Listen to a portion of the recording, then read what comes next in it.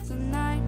Oh, I was alone, out in the dark, and I saw hollow squares all around. Oh, I was alone, out in the dark.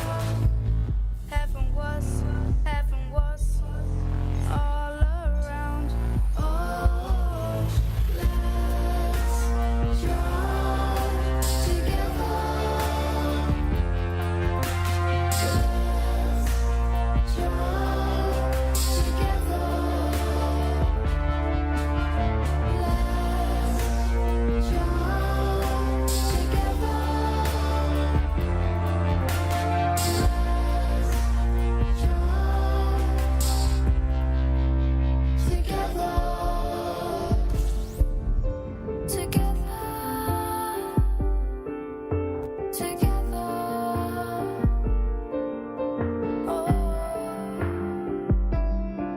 See the tribes blink. Oh, everyone's a soul on a new path, on a brave line. Feel the engines roll. Let's engage it all. Feel the new ride as we all intertwine. Let's jump together. Let's jump together. Let's jump together. Let's jump together. Let's jump together.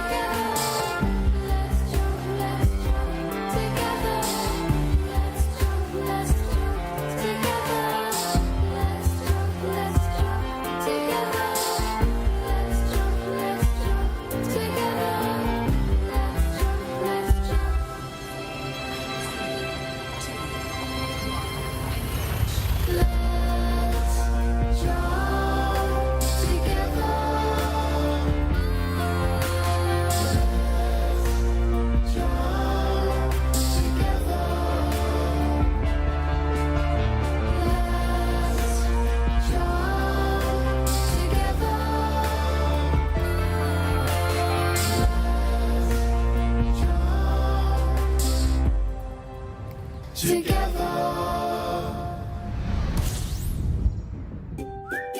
We all know what it's like. You're busy managing your settlement when suddenly the alarms go off. Oh no, not again. That's right. A commander with a Federation naval rank of Admiral, an Imperial King no less, has landed in a ship worth over 100 million credits and is killing all your staff, while they look around for a 10 credit adhesive to glue an upgraded scope to their 100,000 credit assault rifle. They fly away with their super glue and you're left with a problem. How are you going to get your agricultural plant back up and running? How am I going to get my plant up and running? How are you going to find staff at short notice? How am I going to find staff at short notice? How are you going to deal with all those bodies? There's bodies everywhere, and they've stained the carpet. Wonder no longer. Call Aries Crime Scene Cleanup Services. Hello, I'm Harry, Larry's Mine. After a sudden increase in robberies and murders by commanders since 3307, I've gained valuable expertise in cleaning up bodies, recruiting new staff and restocking stationary lockers. Now you can benefit from my experience by signing up to our Crime Scene Cleanup Service subscription plan.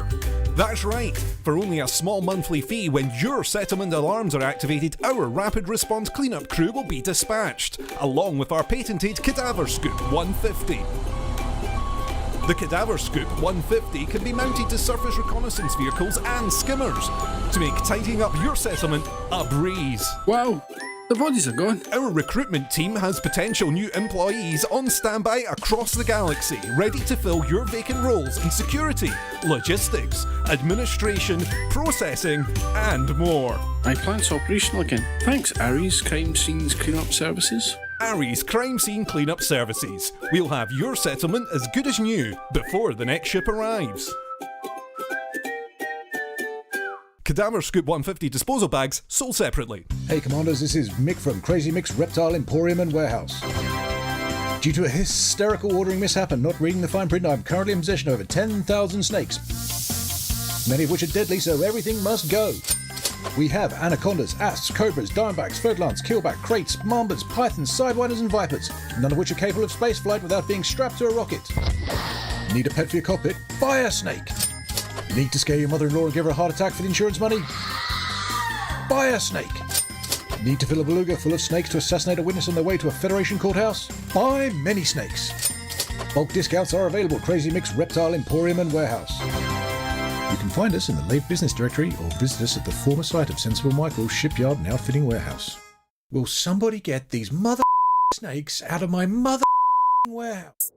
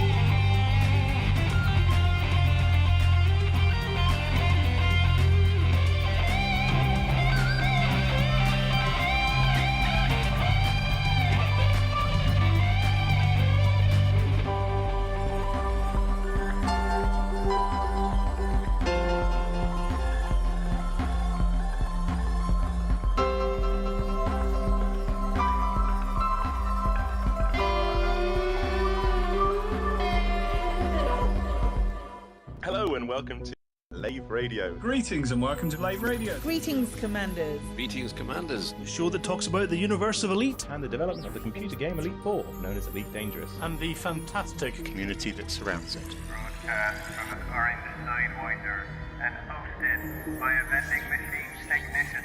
A place of nonsense and innuendo for forum dads. A self-contained podcast 2 hours long. Transmitting to every corner of the galaxy. It's even louder than me. The hottest show this side of Diso. The name of the place. Lave Radio. Lave Radio. Lave Radio. Lave Radio. Radio.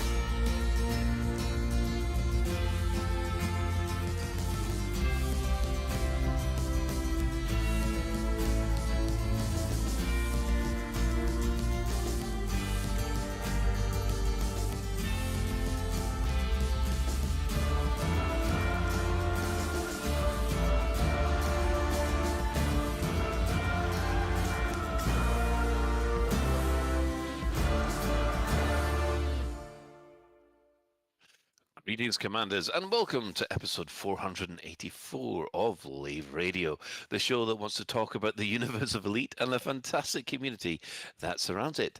I'm your host, Commander Phoenix to Fire, Chief Archivist of Lave Station. I almost said Lave Radio, but I guess it's the same. And otherwise known as Colin Ford. And joining me for the Orange Sidewinder bar for this episode, we have the Chris Mark IV. We are the station. Hello. We have the Chris Mark V. Hello, I'm allowed out of the basement. And his jailer, Commander Psychic, otherwise known as Claire. Jailer! Holy shit! Wow!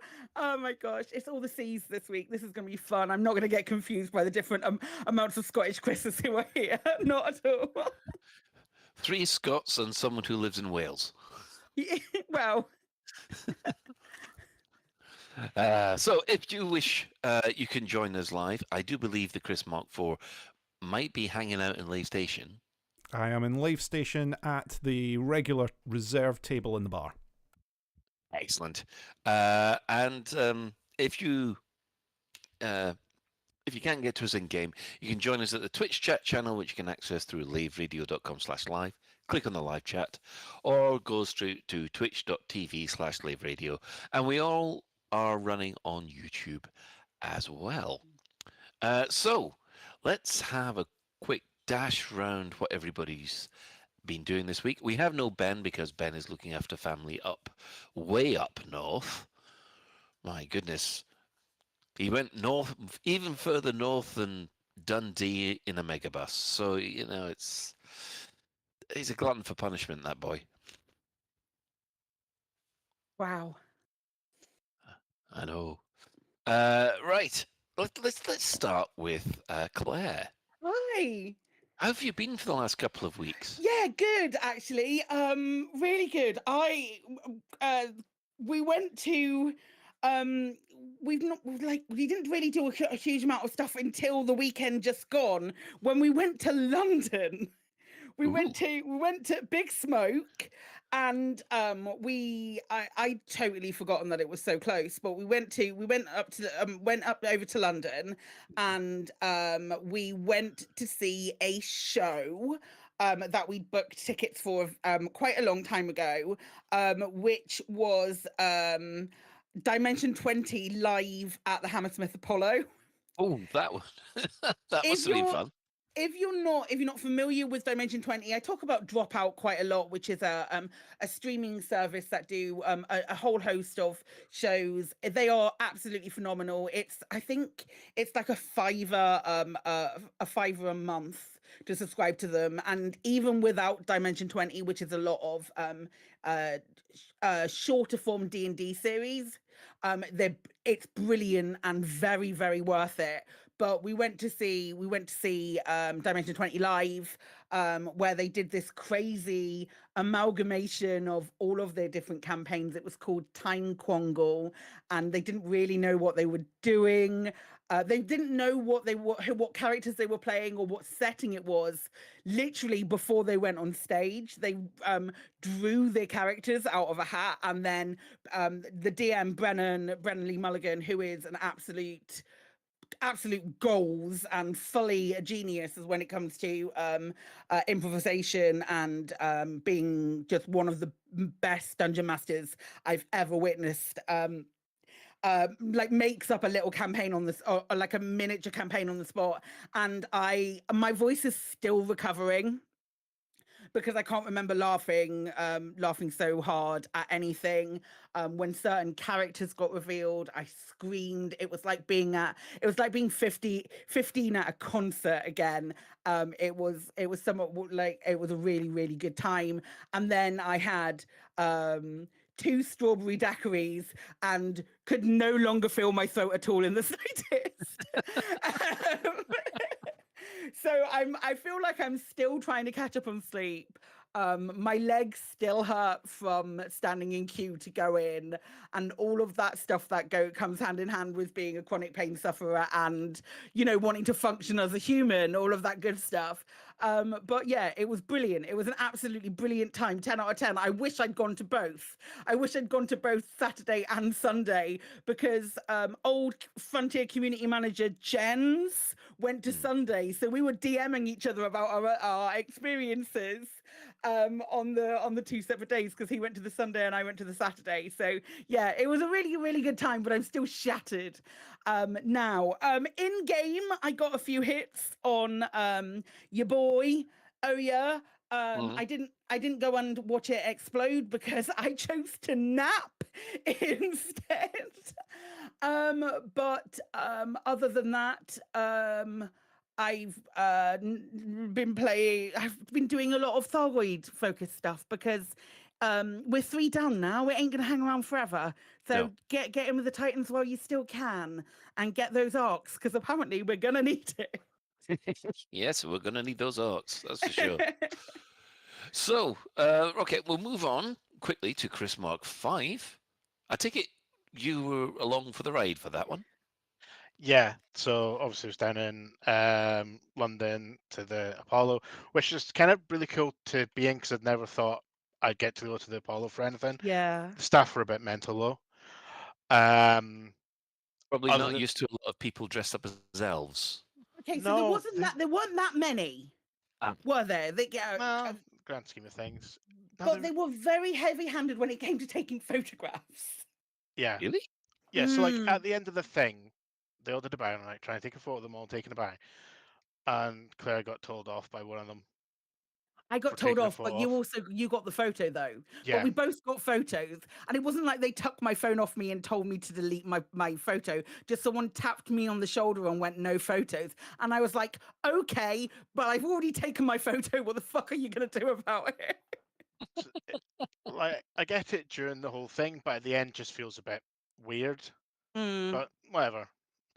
Other than that, punched Oya in the face, and I need to go and get one of those fancy frame shift drives, because I think Haddad's up next. Yes. Yeah. That does seem to be where they're wanting to go. Yeah. So, and yeah, that's it. Excellent. So in that case, we'll move over to the Chris Mark 4. Hello. What have I been up to? I've been doing a bit of cinema. Recently, because there's been tons of sort of rewatches and retrospectives. I can't remember what the last one I'd seen when I did the last episode of Lave. But recently it's been the IMAX Film Festival. So they've had some cheap IMAX screenings of stuff that's sort of screened over the last year that gives you a second chance to go and see things like Oppenheimer. But I took the opportunity to go and see Spider-Man Across the Spider-Verse again in IMAX, which was absolutely fantastic. It's such good animation, really good film, and I went along and really enjoyed that. It was a nice little sort of Saturday out. Got to see that at lunchtime, and then went for a few drinks and stuff afterwards. Sunday was my usual sort of radio nonsense and bits and pieces on Black Diamond FM. 2 hours, not 3. 2 hours, not 3. Exactly. I want overtime. Overtime, mate. Leave them wanting more. For now, it'll be 3 hours eventually. I'm going to grind him down until it's 3 hours. Careful what you wish for. It's amazing how many bad tracks I can pick in 60 minutes. I'm ready for it. I am so prepared. Yeah, everybody email in to Chris on his show with the tagline at the end, and 3 hours, not 2. Thank you. So yeah, that was my sort of weekend, my bits and pieces, lots of boring work stuff that I won't bore you with here. I'll bore everyone after the show with it. However, in game, I got in and did a bit of Titan booping. I managed to move my ship around and get it into the right position. I managed to get in and take a couple of shots at Oya. So I did my part, as the advert would go, as I sort of shake my fist in the sky triumphantly at managing to get at least 2 shots off before exploding. But yes, I feel I've done my part in the Fargoid War now, so everyone can rest easy. I've got this, everyone. It's fine. Oh, okay. We've got a Chris in the house. Everybody else chips down. Everyone else, Chris has done it. It's fine. You can go back to doing cargo runs. It's all right. Don't worry. I got this, everyone. I got this. Yeah. Well, okay. Quick catch up with me. For those of you who didn't know, I was out in Dubai last week or a week ago. Lovely. What a cold, inconsequential time for you to be in Dubai, in that area of the world. Yes. Let's just say the drones didn't get me, the floods missed me, and but as soon as I got back to Manchester, the bike got me. So, yeah, third time unlucky. So yes. No, we can't. We can't just skim over this. Have you fallen off your bike again, Colin? No, it's what's happened is that they've just put new bike lanes in on the route that I've gone in, but the locals don't like it, so they are sabotaging the bike lanes. And of course, sort of, I get hit by this massive amount of glass, and it's shredded both my tires. Oh, so I've shit, son. So I ended up having to walk, I think, 17 miles in one day, just pushing this blasted bike from work to home again, and I was not happy. Yeah, I can imagine. So I didn't come off the bike. I did go through 3 inner tubes before I realised how badly my tyres were shredded. So I was not happy about that. However, the holiday over at Dubai and Abu Dhabi was absolutely unbelievable.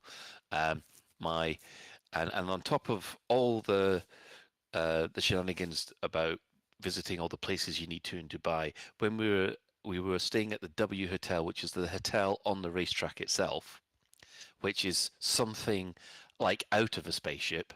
It's unbelievable, that place. And they were testing.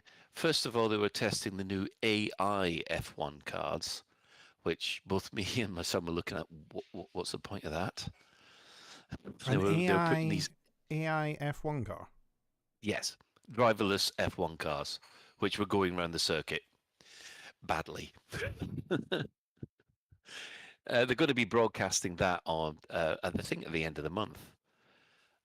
So I hope they've improved the software better than what I saw it, because yes, they were not taking a good line at all. Crikey.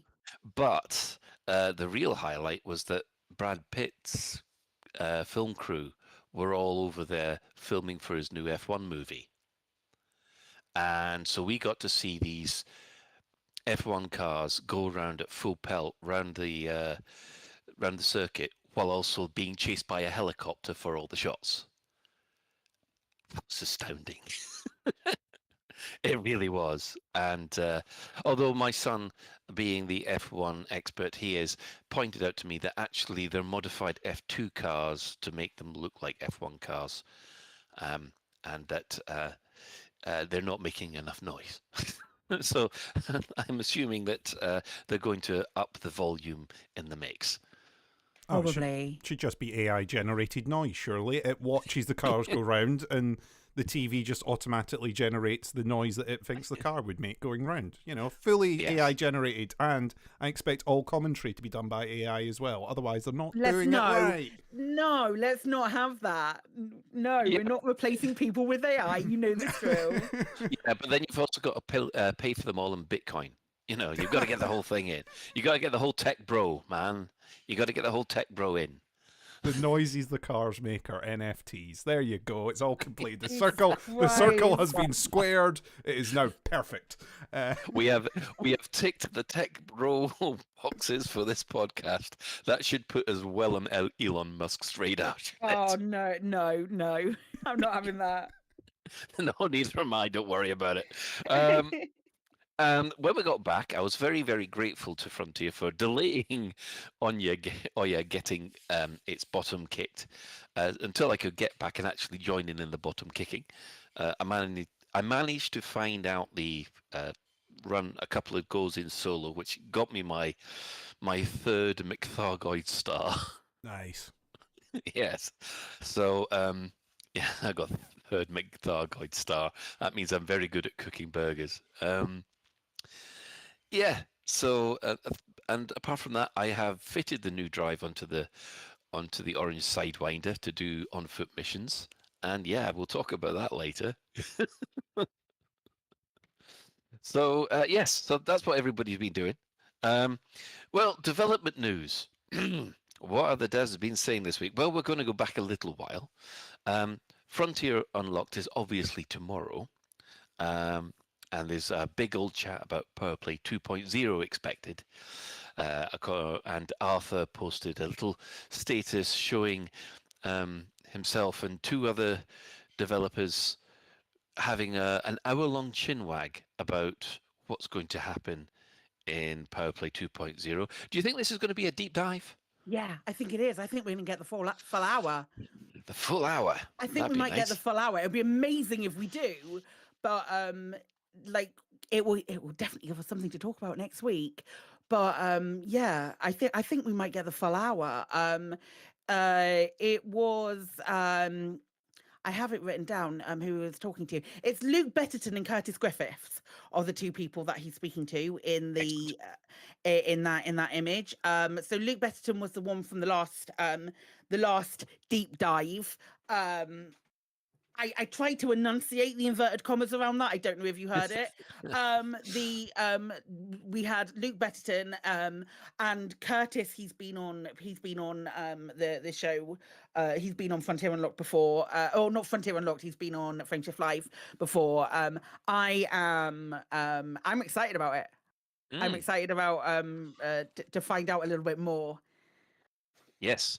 Yeah, because that wasn't the only thing that was released lately. However, just to quickly cap off a couple of things, there was an issue with the legacy servers when 18.02 was released. That got fixed within 8 hours, but that was 8 hours of, oh, they've forgotten about us and what about us and so on and so forth. But yeah, 8 hours turnaround. I thought that was quite reasonable. And then last Thursday we had an update 1803, which specifically focused on improvements to some of the stability issues encountered with the Titans. Now, I don't know about you guys, but it didn't seem to do anything for me. The only way I was able to get my my third star, if you like, was to do it in solo. I tried in a small group. I tried it in the AXI group. I even tried it in Hutton and even tried Open once. No, I could only seem to get things working in solo. Anybody else have better luck than me? Yeah, we were doing it fine. I think there was only one time it didn't go, that we had to reset the whole instance. But other than that, on I want to say we were doing it on Friday. Yeah, Friday. It seemed to work absolutely fine.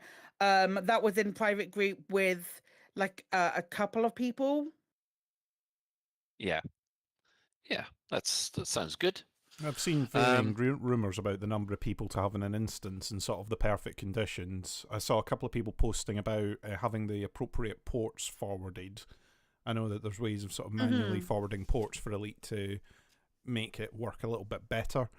So people were saying that was working more stable, but I wasn't able to experience that myself. I was in solo, unfortunately, so I didn't experience any problems when I did it. But then, if that's the working way.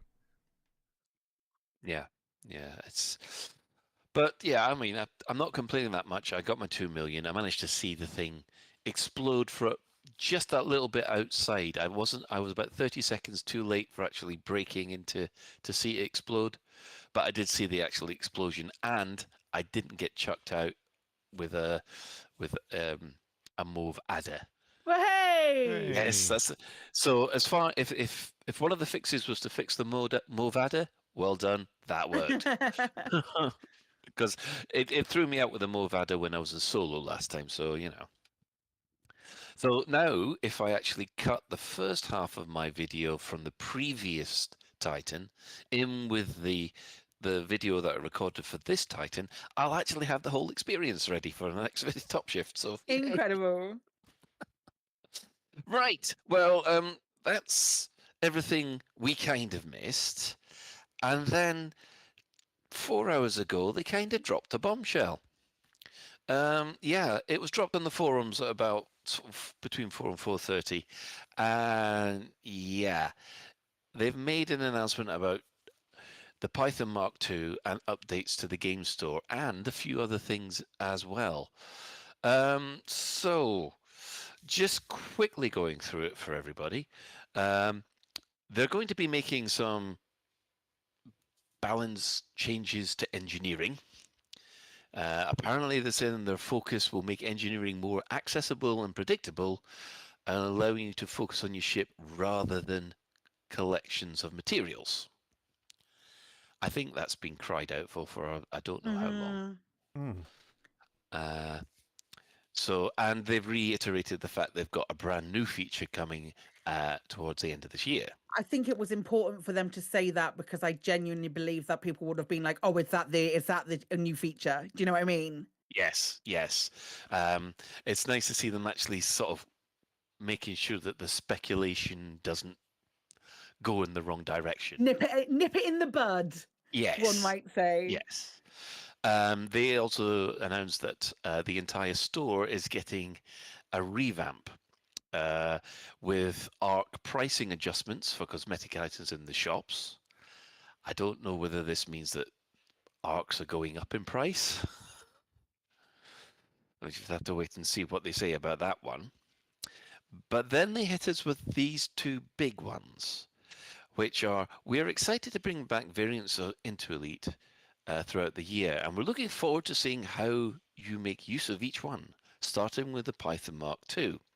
We are pleased to announce that it will be available in-game for Odyssey players on the 7th of August for credits at shipyards across the galaxy. To which I must admit, at that point, I was going, huh. And then they say, however, if you can't wait till then, you can have a 3-month early access on the ship by paying 16,250 ARCs. Non-Odyssey owners will be able to access ship variants from the store in ARCs.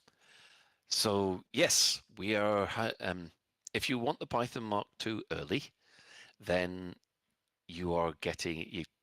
It's a. How much is that in ARCs? It's about a tenner. Hang on, wait a second. Someone did. It was something like £9.59 for the 16,800 ARCs bundle. Yeah. So that's the smallest bundle you could buy in order to get the access to the ship. So, you know, it's like you say, under a tenner to get access to the ship early if you are desperate to get your mitts on the Python Mark II. However, as we'll be coming to this later, there might be a caveat to that. So, well, first of all, before we carry on any further, is anybody going to be buying it? I probably. Yes.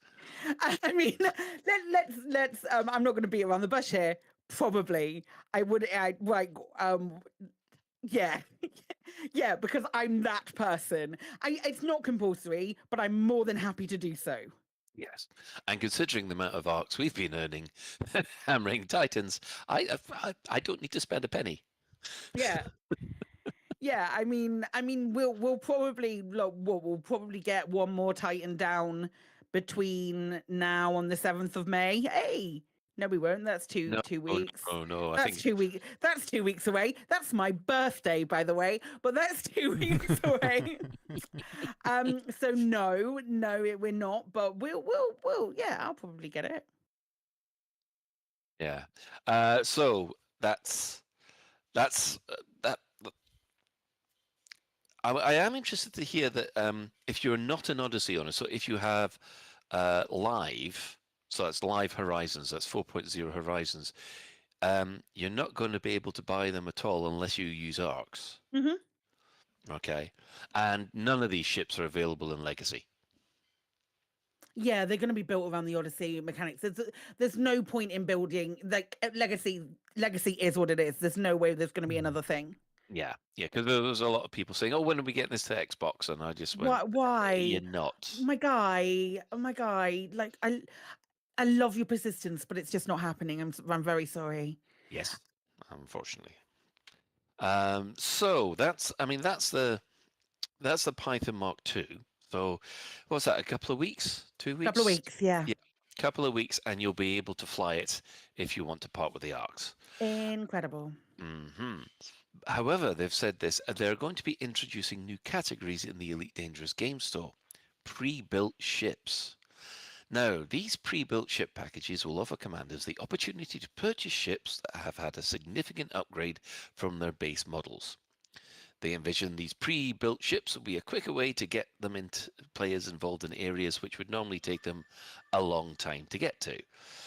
The example that they gave in this one is a Titan-ready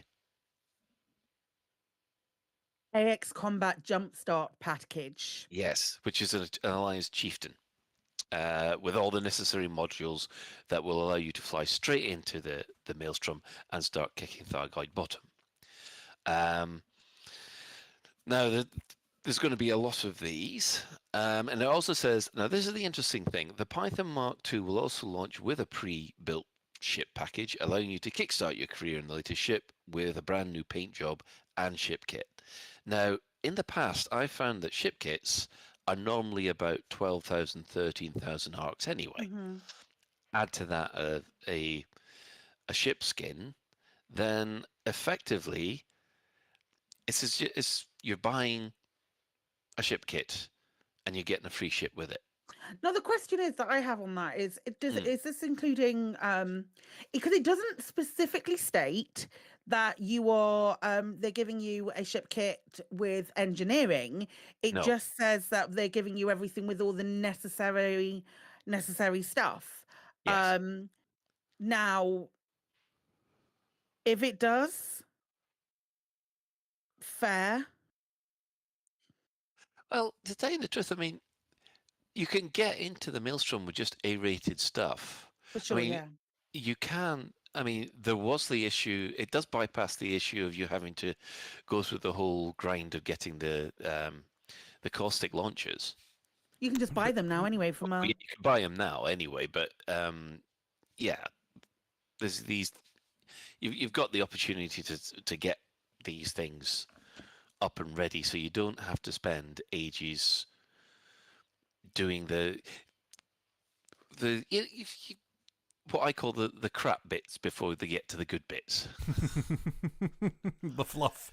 The fluff. You know, I mean, that's always been Elite's issue is that you've got to spend the time being a Mr. Space crap out before you get to the good stuff. And yeah. So overall about this does seem to be the most controversial part because it does imply that people basically can skip the game for money. I mean, at the end of the day, like, we've talked about being time poor and shit like that, and wanting these things for a really long time. If you're time poor but money rich, you know, just like, but you know what I mean? Yes, I know exactly what you mean. And it's not like it's not compulsory. If you don't want to do that, then just go and buy the things. I'm quite. I mean, are we see? Oh, go on, Chris. Oh, sorry. I'm quite interested into what the roles are they're talking about, because obviously at the moment they've sort of the one that they've put out there at the moment is for going into the Titan. You're gonna be able to get a ship that's gonna be able to take you into the Titan. Mm-hmm. Which, a lot of people, if they're interested in going into the Titan, I would presume have done already if it's just stock modules minus engineering. Right? Because getting credits in game at the moment is not the most difficult thing in the world. It's more awkward going about gathering materials and unlocking engineers in order to get engineering.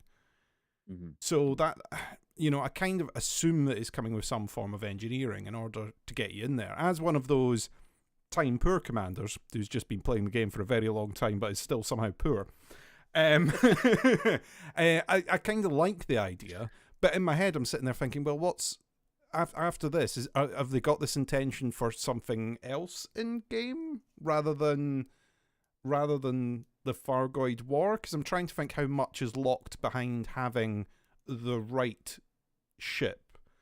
I guess if you're an explorer, we'll give you something that's got huge jump range. If you're, and that'll work for the people that want to go off and do biological scanning and things like that, or we'll give you a sort of combat-ready ship. Yeah. To maybe do a bit of PvE, PvP potentially, but I can't. Yeah. Mining, I guess. If you want to get into mining, you want to try and cheat your way into mining. But some of the, like you say, Colin, some of the benefits of the way the game mechanic works at the moment is you kind of learn the mechanics in order to upgrade your gear. Through mining, you then get bits and pieces that will let you upgrade mining lasers and upgrade your power plant, get your raw materials and things by fighting off pirates that are trying to attack and take your loot, all that sort of stuff. So you're going to have a lot of people flying about in big ships that don't know what to do with them now that they've got them. Yeah, that's always been my issue with people who are able to get to the an A-rated Anaconda within a couple of hours. Less than sort of 5-6 hours, they've got the A-rated Anaconda. They fly around that in a bit and think this game's crap because they've missed all the game. Yeah, you've sort of missed. I don't get me wrong. I've absolutely grumbled a lot about engineering and how long it can take to unlock some of the stuff. And if they're making that even easier, considering how awkward it was when engineering all first went in, the fact that they've managed to dial it back and dial it back and dial it back, they might get some sort of really fine balance now that makes it a bit easier. But I do agree that just sort of jumping in, watching a quick YouTube guide or reading a quick guide on, right, go off and scan these 5 plants, these 2 systems, shoot down this, do this mission a couple of times so that you can get this gubbins, and then there you go. That's you've got enough now to get an Anaconda. There you go. You've got a big ship now, and you skip all that little middle ground, which is quite good fun. You might not find your perfect game loop because you've skipped past a lot of content. And I think that might be quite similar with the on foot as well, because I don't imagine this is just going to be limited to ships. I imagine this will come into play with the Odyssey content as well. I mean, I must admit, I am doing the engineering run with the suits at the moment, and I am finding it a chore. Mm-hmm. Yeah, because the bits that I want don't seem to be dropping, despite what the Odyssey material helper says. I mean, I love that tool. I couldn't do this whole thing without it. It's just, it says, oh, there's a 6% chance of getting something here. Well, it must be other people's 6% because I'm getting 0. So, yeah. So it's got to the point where I'm just getting frustrated with it. So no, I absolutely agree. I think I've got my 2 main suits into grade 4, and then I kind of gave up because it was trying to find the manufacturing instructions, the weapons schematics, the suit schematics, the things that according to logic, should be absolutely everywhere because apparently they are needed for everything, are unfindable. And I don't like using the cheese it mechanics, which we discussed on a previous episode. I kind of want the game to give me them. Give me nice, easy ways to get them, game, and I will use those. I don't like having to sort of fluke the system in order to get stuff, because it should be within the game mechanic without you having to sort of go outside of that.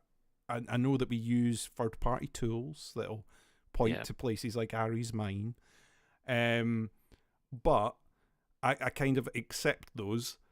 It's not quite a cheesing it mechanic in order to use some of the tooling that we've got, the third-party tooling in-game. It's trying to strike a balance. I hope this strikes that balance. I hope it does. It'll be interesting to see what the impact is on sort of when new players come in and you see those sort of posts on the forums or on Reddit or on Twitter of, I've done this, now what? How much of that is suddenly, right, so I've paid this money and I've got this big ship. Now what am I going to do? What am I supposed to do with it? Yeah, I must point out that I only use the Anaconda as an example, and the problem with the Anaconda is that, well, although it's a nice big ship, it's not exactly the most fun to fly. And one of the things that I get scared about when people run to the Anaconda, as we've seen some new players do, they miss out on because the other ships are so varied. They've got no idea what the FDL can do, or flying around in a Sidewinder is quite fun, especially when you've engineered it to hell. Well, moving on just quickly, they've added another thing, which is a bestsellers section. As I said, they're completely redoing the game store, but it also means that their most popular items, which such as the Midnight Black skins, the Stygian skins, the Chrome skins, that are only available for certain periods of time, they're going to be available 24/7. So that's nice, because there's one thing I missed this year was getting a Stygian skin, because it didn't come round. Oh no, they didn't, did they? We missed out on a lot of stuff. Yeah, for some, the Midnight Black came out, and everyone's waiting for the Stygian or the Chromed, but they never came out. Yeah. Which is always a shame, because I want a new Stygian skin for my Scorpion, because it looks awesome. So yeah, let's have everybody's reaction to all this. I do get the impression that they're certainly making more financially lucrative options available to us in time for the year end.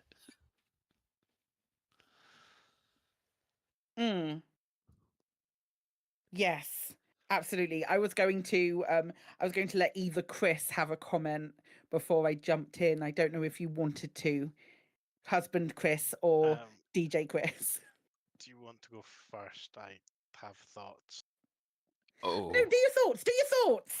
Come on, empty those thoughts. Okay, I guess we'll start with the Python Mark II.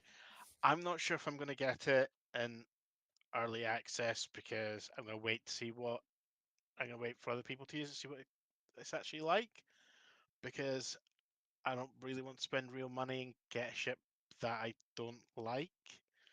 Which also kind of begs the question that if you pay for it for real money and then they make it far too good and have to rebalance it, and it becomes a bit naff, people aren't going to be happy, and they're going to do the really grumpy faces. Like open letter grumpy faces. Open letter grumpy faces. Yeah. Nobody writes their open letter to Elite Dangerous. And I don't think that's a line that Frontier I've ever had to kind of walk before. That's very true. And I mean, another thing I was wondering about as well is the lifetime expansion pass. Is that going to get free access to the trial? I don't have one, so I don't care. But No. for those who have one, are they going to get free access to like the trial of it, but then have to buy it with credits, or? Actually, I think Paul on the forums already answered this earlier. Yeah, he did.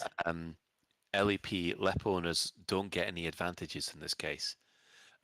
We're in the same boat as everybody else. So if you don't get you get the Python Mark II when everybody else gets it on the 7th of February, 7th of August. February, jeez. February. Can you imagine? Can you imagine the fucking riots if they said February? Coming soon. No, it is a case of we're all in the same boat. The LEP have no special advantage over any other player when it comes to these new ship variants. They have no power here. Okay. No. The starter ship bundles, I guess. I think that's a pretty cool idea, actually. If it gets more people to try different areas of the game, then that's pretty awesome. Another starter bundle could be pirate. Maybe it gives you Hatchbreaker Limpets, an interdictor. I don't know what else you need to pirate, a hat. Sails, I don't know. Whatever you need. Eye patch. Yeah, I think that's pretty cool. The AX one, but I wonder what engineering is going to come with it. Yeah. Because a stock chieftain isn't going to survive long in an AX fight. No, it wouldn't anyway. So it's going to be maybe like grade 1, grade 2 engineering, grade 3. 3 is actually probably a good place to be at, because that's about 90% of the engineering, I think, at 3. So that seems like a nice place for it to be at. I know I've run grade 3 engineering stuff on stuff before because, frankly, I'm too lazy and I don't have the time. And it works pretty well. But yeah, that's it for those. That's my thoughts. Yeah. Chris Mark 4 before we unleash the psychic. before we unleash Psykit. Yeah, I mean, like I said, making engineering more accessible and predictable, I kind of like. I would even like if they introduced for ship engineering something quite similar to what you've got with the suits and weapons, which is that occasionally you can come across something that's pre-engineered. When you go to the store, you come across something and it's already got a little modification on it, and it sort of helps you along the journey. You're not going to find it at every starport, but if you're lucky and you go somewhere, you might get a frameshift drive that's already got a bit of oomph to it. I think even just limited bits like that would help that system out just a little bit.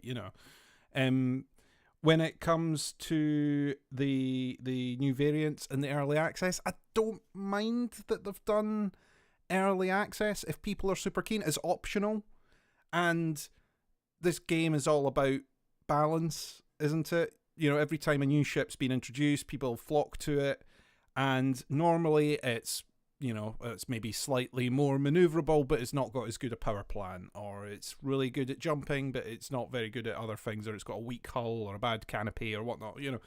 Like every ship, sort of finds its little niche eventually within there. It'll give people a chance to fly about in it early. And will I do it? Maybe. It does look pretty. It does look nice. Does look shiny, and we're desperate for new ships. They know we're desperate for new ships, which is why they're dangling this nice carrot in front of us and keep showing us pictures of it and making us want it. They know what we're like. I think it's quite reasonable, and like you say, they've been giving us arcs for free. You get it when you log in, obviously. You get the little daily sort of little tick of arcs, but also all the arcs that they've been giving us for the Titan. We were sort of wondering, well, what are we going to spend that on? Because we've not had anything in the store alert for quite a while. So at least now we've got that element, and we know what it's there for. So I'm kind of fine with early access because we're all going to be getting it. So, it's not that it's locked behind the paywall forever. That I would disagree with, and it's not that long. It's not a Cobra Mark 4. It's not a Cobra Mark IV, and it's not a long exclusivity window. It's not 6 months. It's not a year's worth of early access to the ship and everyone else tied behind. So I'm kind of okay with that, I think. So I'd just like them to with something there. Mm. PvP. I imagine 3 months is quite a foot up for PvPers. So is that going to inject some FOMO into PvPers that if they don't buy it early and this thing turns out to be an absolute monster in PvP, they're already on a back foot compared to if everyone was starting at the same point? Well, it's not compulsory, is it? They can choose to make that purchase if they wish to. Yeah, but No one's it's stopping the them from FOMO, doing isn't it. I know what you're saying, but there will be people there going, I've got to spend the money because I want to stay up with everybody else. Or is competitive PvP maybe going to ban the Python Mark II until it's, for everyone maybe? Is there still competitive PvP that happens like that, or is it just like emergent PvP? I'm not someone who knows either way. I mean, what about the unregulated buckyball class? We're all forgetting like the key thing here. Listen, I feel that I've got to channel Alec here and say, what did I do about the unregulated buckyball class? So here's the thing. We also don't have it clarified in that message whether or not this early access is going to be like an early access server, which we log on to and have it, or whether it's only going to, the Python Mark II is only going to be locked to certain people. So I don't know either way. I think it's probably easier for them to have like a separate server than it is for them to lock the Python Mark II and everything that goes into it. So I don't think it's going to be something that will be like in the live servers as it is. So we'll Interesting. Because it doesn't say, does it? It talks about it being having early access to the ship, but it feels like it would be easier for Frontier to make it a separate early access server that you would be able to play with the ship, or like a test snapshot server. thing. Yeah, kind of like a test server, rather than being that. And if it's that, is that going to change the choices that people make as to whether or not they're going to buy into it, or something along those lines? I think that would probably count against it. I think so as well. I think they want to, if people do want to spend that amount of arcs, they want to use it in the live environment. Okay, yes, it'd be nice to muck about with the ship in a test environment, I suppose. It also depends what else is going into that test environment. Could they be running a temporary version of PowerPlay 2.0? Don't know, but it would seem logical if they're doing that to make sure the mechanics are right before it's just make sure that the mechanics hold up when you've got masses of people playing. I mean, we still don't know what the extra feature of this ship is, do we? Yeah, and that's the one thing that I do have one slight issue with, because the one thing about paying for something exclusively is, does it give you a massive advantage over other people who don't have it? An advantage that they can't catch up with, if you see what I mean. Because going back to that wonderful debacle of Star Wars Battlefront 2, if you pre-ordered it, you got this Han Solo pistol, which first of all kicked off the whole controversy with it, and then people deep dug into the mechanics behind the loot boxes and worked out how much of a rip-off it was. But the initial thing was that if you bought this thing, then this extra package with the Han Solo pistol, it was a one-shot kill, regardless of what upgrades or what character you were using.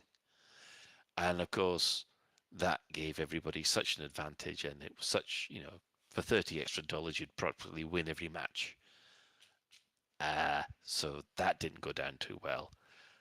As long as it's not like that, I think we'll be fine. The Python Mark II, the first ship deployed with a god cannon.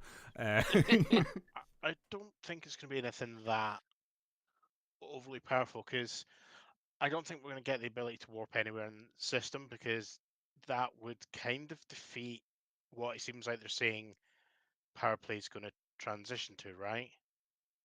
Like, this ship is supposed to be, they were saying, more PvP focused, right? Yeah. If you can just pick where you want to go and just appear there, that kind of removes you from PvP. And it does. So I don't think it's going to be anything like that. I think it might be either it's going to be able to maybe like break an interdiction completely once and then have a cooldown. Yeah. Or maybe it's just going to be like a stealth ship that, you know, where stealth actually works and they can't scan you, and like even if you run cold, they can at the moment, because stealth doesn't really work.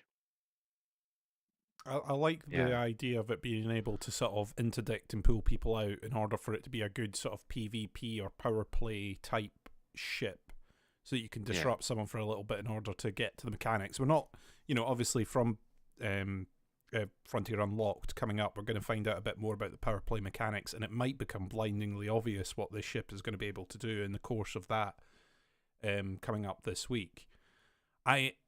Yeah, I mean, the fact if it was able to jump somewhere and avoid PvP, that would definitely be the Coward's PvP ship, and I would be all for it. I'm just saying that right now. I mean, you're saying, what use would that be in PvP? I've got a use for it. Chris fleeing, running at high speed. I mean, yeah, if it is a stealth ship, then it becomes the blockade runner, and that means that it's the cargo ship you want, because it would be difficult for people to intercept it. So, yeah. Right. Plenty of stuff for us to mull over, and hopefully we'll find out more tomorrow when we get to Frontier Unlocked, Unleashed, or whatever they want to call it. I mean, speaking of Unleashed, Psykit. Hi. Oh, we're unleashing me? Yes, we're unleashing you. Okay, first thing, I've seen the phrase pay to win banded about. And then when you argue that it's not pay to win, they're like, oh, you're putting too much weight on either one of those two words. No, if you're trying to excuse me in saying that it's not pay to win by saying I'm putting too much weight into one of those two words, it's not pay to win, mate. This is the issue. It's pay for convenience because everything else is still available. It's pay to shorten your time if this is the case. In these ships that Frontier are designing for us as package builds, they might be fucking ridiculous and really bad. You know, let's not assume that Frontier know what meta builds are and are going to hand you everything and go, yeah, there you go, pay for it and you've got it. If it makes it more convenient for people and they're time poor and they don't want to invest the time into the game, fucking have at it, lads. It's great. Have a lot of fun. You know. It's great. So those people who have the disposable income to be able to throw money at Frontier, great. Absolutely great. Go for it. Fill your boots, mate. If you can't do it and you choose not to, that is also a choice that you make for something that is not compulsory. Yes. It's difficult for me to like articulate anything else along those lines because I don't have I don't have a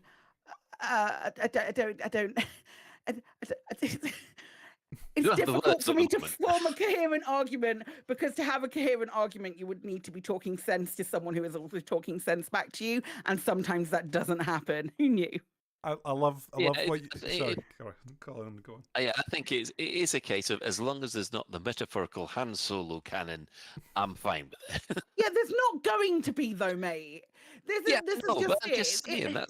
But it's not going to be that. It's going to be slightly better than standard, but still very substandard ships that you then have to go and build up again.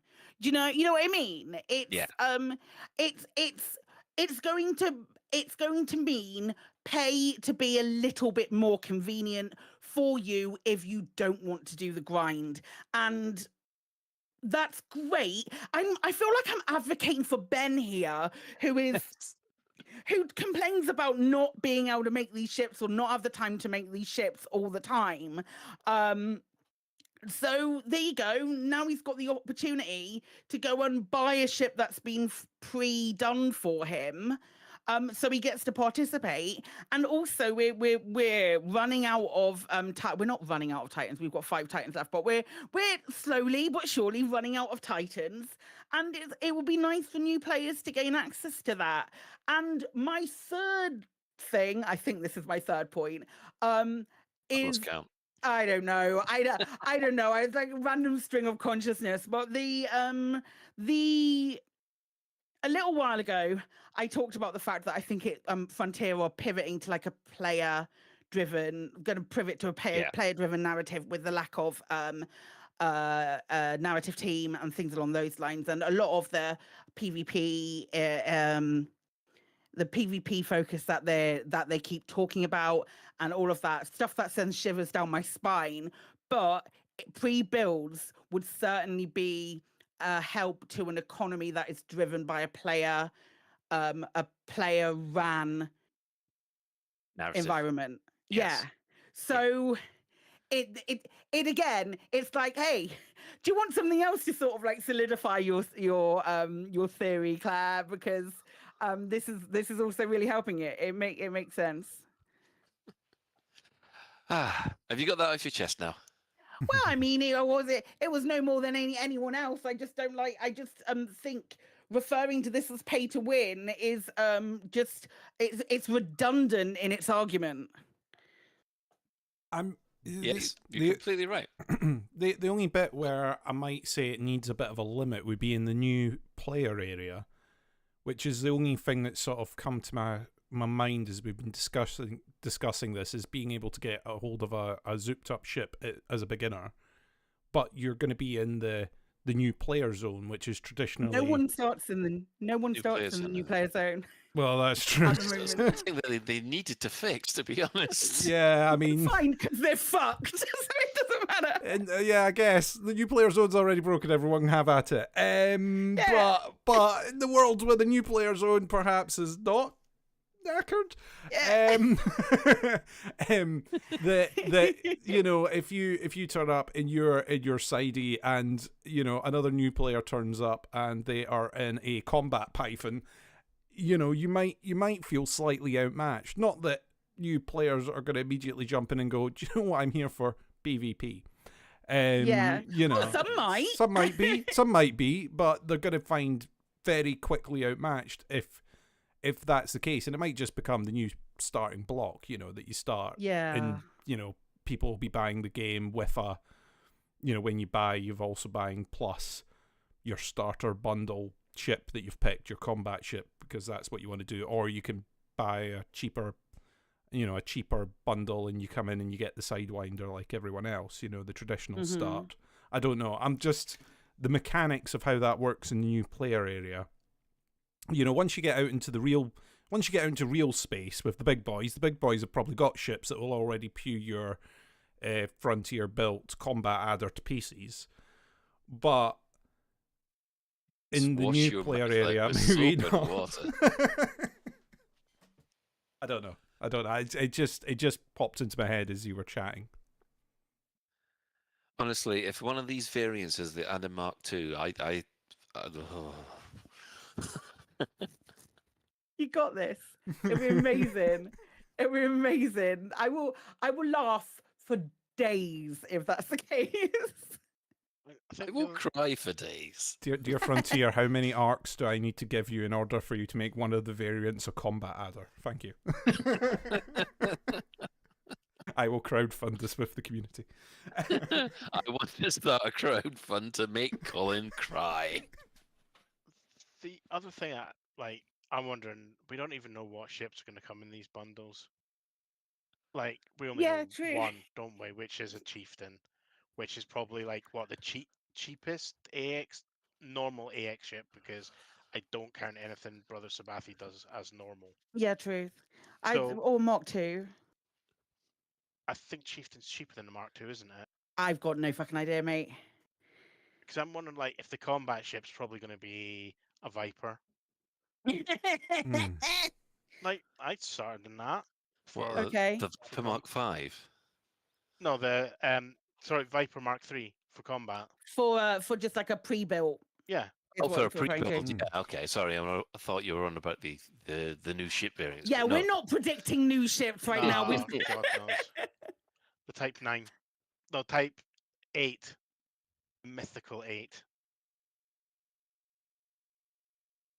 Oh, yeah, but the Type 8 would be nice, yeah. Yeah, I don't think these pre-built ships going to be... I don't think they're going to go up to, like, Pythons and Corvettes. Yeah.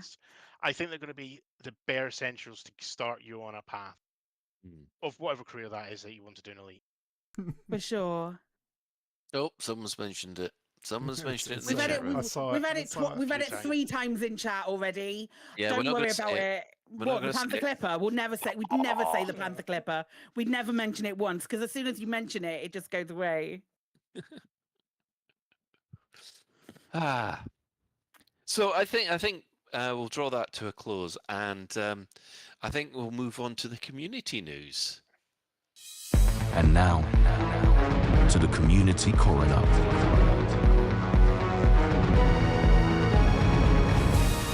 It's a dead game, innit, mate? It is. It's a dead game.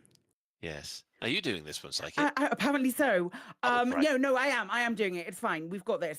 We've got this together. Amerix did a really nice article about Medicorp escape pods. This is the one thing I haven't even looked at but it's very, very involved and very cool looking. I do like it. I do like what they've done. Talking about location and recovery and things like that with regard to the stasis and escape pods, which is a really nice article. It's linked in the description. There is also, not in the description, we've got it linked in the show notes. We've got a Mile 13 Gaming who has done a part 2 to their engineers. Has anybody seen this? I saw part 1. It's full of memes and super fun and just a bit of a jolly. It's really nice. Also, then we've got Ricardo's Gaming asking, is Elite Dangerous worth playing in 2024? Yes. But it's linked in the show notes. We have a new Elite Dangerous, our French friends adventure by Commander Chelito called Always Faithful, Always Forward. I haven't done one of these for ages. I'm really looking forward to getting back into them at some point. They're on my to-do list. I keep on meaning. It's like what ED. Oh, what's the one that Alex always on about? The Copilot. Pilot. I keep on meaning to install that, and I've got this to do. It's just other things get in the way. Yeah, I get that. We also have another YouTube video by Devo, Elite Dangerous SEO. Is it any good for long trips? Hutton orbital experiment. Doing a Hutton orbital run. Speaking of Hutton orbital runs, there have been a absolute butt ton of new Hutton orbital runs. I wonder if there is something that is going on at the moment that has made it a thing. We've had since April, or since the new drive came, we have got a fair amount of new entries that are all jumping through from the 1 hour 22, which is what it used to be, and then a 52-minute, which was based on a hyperdiction. There's been a lot of other entries, including yours truly, who have just fucking looked, and I'm now 16th. I was single digits at one point, and a Pathos is quick. No, but I'm like, just means I've got to do it again. I've just got to do it again. But like, just to clarify, the ridiculousness that is Happy Moon Monkey having completed the Hutton Run on April 21st in 41 minutes and 17 seconds. What? Ridiculous. Absolutely ridiculous. Absolutely ridiculous. What? So I've got a couple of questions. I'm looking forward to them answering in chat. What ship did you use? And also, the fuck? Incredible. Absolutely incredible. There's also some forum discussions about the measuring the Super Cruise Overdrive fuel per hour and the speed rates, and also the 6 refuels, SEO the whole way, flying a Sidewinder. Jeez. 6 refuels. Oh my goodness. Good lord. And then there's a thing about the Super Cruise Overdrive overheating is directly proportional to the frame rate, which is the same as a lot of damage that you can get in the game is proportional to frame rate and based on a frame rate drive. Hopefully with this forum post there is some kind of addressing of that. We've got a packed show tonight, lads, so I don't really want to touch on it particularly heavily, but we might be talking about the Super Cruise Overdrive a little bit later, should we have time. So let's not do that right now. We have what's the next thing? The Buckyball 888 Lucky Bucky landing slots is starting real soon. 27th of April, so it's this weekend. Okay, I think so. I think it's starting on the 27th of April. Could be starting on the 27th of April. I know my organised one is a little ways down the line and I have to think of something for it, but it is happening. It is a thing. There are 8 organisers that are going to be doing things. It's going to happen. Oh, we've got Shay Blackwood and Kevin the Stabber already on the start line. They're on the start line. I'm ready excited. To go. I'm excited about it. I think it's going to be a good crack for this something new this year. And one that I haven't added to the list yet. Go on. because I remembered the Highwake has done a new video. Oh, missed that one. It's new ships. It's about new ships. It is exactly what you would expect it to be. Go and watch it. Excellent. Because it's great. Yeah, best 2 minutes. Yeah, it's not a wasted 2 minutes, is it? No, it's not. It's very good. I highly recommend it. It's called Elite Dangerous New Ships. It is 1 hour, 1 minute and 41 seconds, and it is a good crack. And they're good eggs. So a link to it is within the notes of show. Yeah. Can I just actually add something else? No. No, because I saw something that Ghost Giraffe did over the last week, which I thought was cheating, but geniusly cheating. And it was a combination of using the new SCO drive. Basically, what was happening was that in order to get to the Titan, he had a wingmate in the center of the Titan, and they had the nav lock locked onto each other. And it turns out if you use the SCO drive and get there very close, the wing lock will just bring you exactly where your wingmate is. Oh, that's cool. Out the whole cloud. It's practically point-to-point teleportation. Incredible. I need a friend.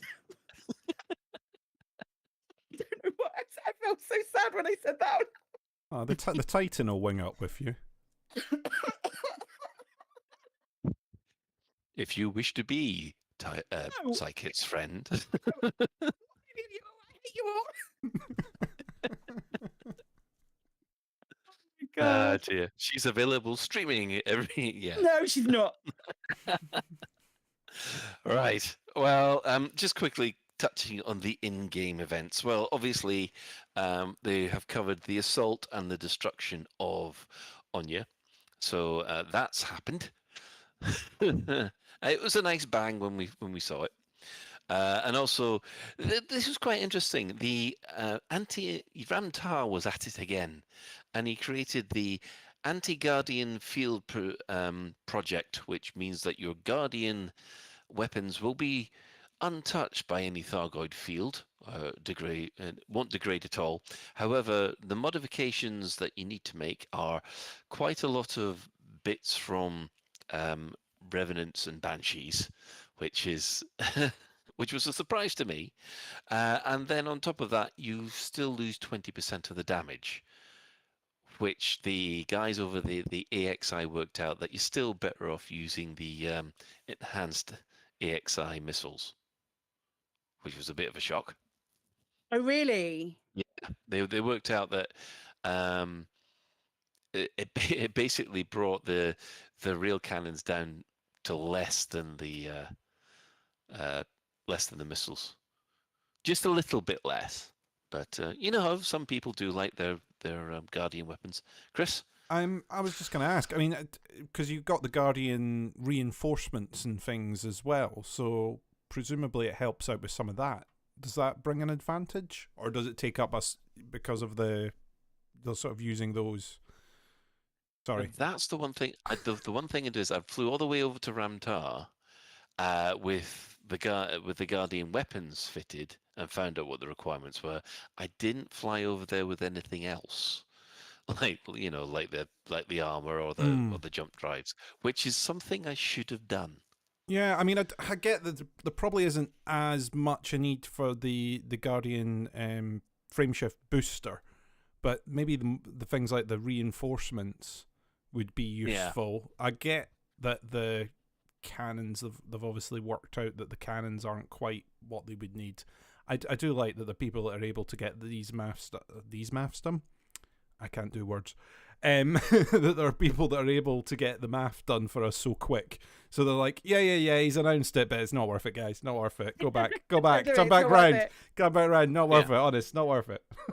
Yeah, I wish I only found that out 10 minutes after I'd landed at Ramtars, and then realised I had to go all the way back to Onya in order to actually get my 2 million. So, we got there eventually. So yeah, that's been the Galnet news this week. There's no community goals. The Thargoid War, as you know, Onya has brought the big one, and the AXI are targeting Haddad. So maybe this is where the SCO drive comes into its own. Currently, this week there were 40 alerts, 8 systems were invaded. Again, the number of controlled systems jumped to 629. So although they're losing Titans, they're still gaining more systems. We're now down to 5 Titans, and there is now 40 systems in recovery. So that's where we are for that. I guess as there's no store alert, we're going to have some adverts, and then we'll come back with some main discussion. In a galaxy where legends come to life, there's a vessel that stands the test of time. Introducing the Python Mark II, a timeless classic redesigned for the modern spacefarer. Originally crafted in 2700, the Python's legacy lives on. With Falcon DeLacy at the helm, this powerful craft has evolved. The Python Mark II is ready for whatever the cosmos throws your way, whether you're patrolling the bubble or cruising through the core systems. This ship is your ultimate companion. Commanders, prepare to have your minds blown and your frameshift drives charged. Sure, the Python Mark II comes packed with all the bells and whistles you'd expect from a classic spacecraft. But hold on to your remlock, because there's more. An unannounced feature that will have you rushing to your nearest shipyard. The Python Mark II can teleport 4 centimeters in any direction. Gain the upper hand in battle by moving slightly out of the way. Confuse targeting scanners, annoy hatchbreaker limpets, and display your combat prowess with the Python Mark II. Get on the waiting list at your nearest Falcon de Lacy dealership today.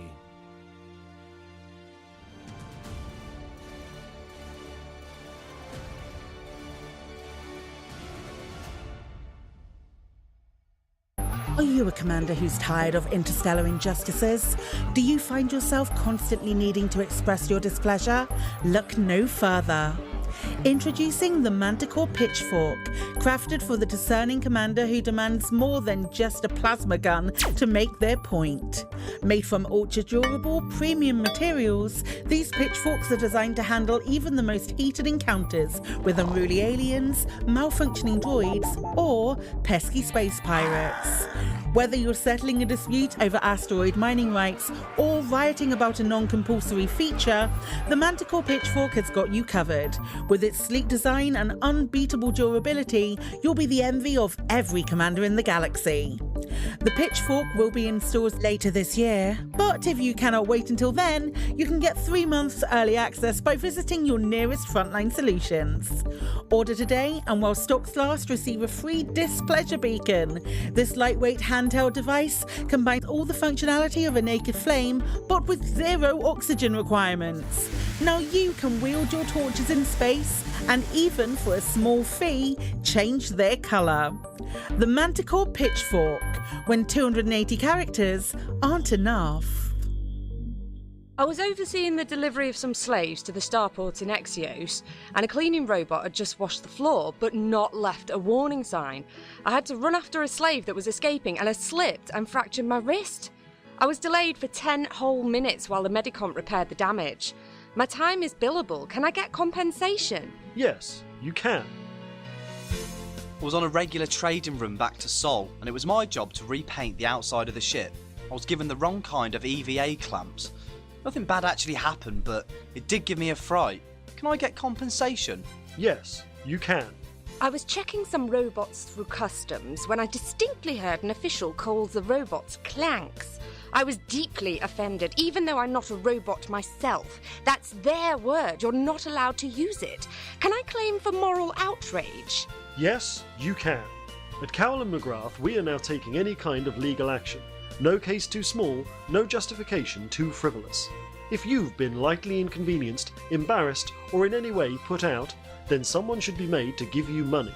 Don't be a stupid clank. Excuse me? Cowell and McGrath, taking on any case, playing the percentages.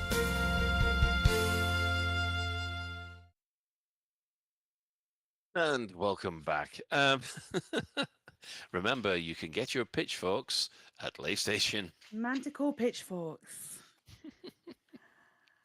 Ah, dear. Well, our main discussion. Well, obviously, the new frameshift drive came out while we were while I there. I'll try. I'll let you start again, Colin. Yes, obviously, the new frameshift drive came out while we were away. See, got it right. Kind of. There's a bit of a hair, but I need to put my teeth back in. So, obviously, who here has actually used it yet? Yep. Yep. Okay. Chris? Nope. 1 or 3 and 4? Sorry, 4 and 5. 4 and 5. 4 and 5. I have not used it yet because I was over tightening, so I didn't use it yet. I've just bought one, and it is being posted to my fleet carrier, so I can go and give it a try in a bit. Right. Okay, so, Psychit, have you enjoyed using it? I used it to do the hunt and run. It was a lot of fun, like an awful lot of fun doing the hunt and run. I don't think that's really its desired purpose. No, I'm not gonna lie. It was just fun to do. The hour flew by because it wasn't just pointing in the direction and waiting to go. She's got a bit of kick on her. when you Slightly. set it off, it gives it a bit of a kick, and it's really fun to just kind of hold it, and you absolutely zoom out the way. I also fitted it on my bug bomber as well. So my Titan destroying ship, I put it on that, and almost every single time I overshot. Oh yeah. Almost every single time I would, and not just through my general incompetence, but I overshot Oya each time, and it was great. Yes. But it's just so quick. It obliterates Super Cruise time, as you can well imagine.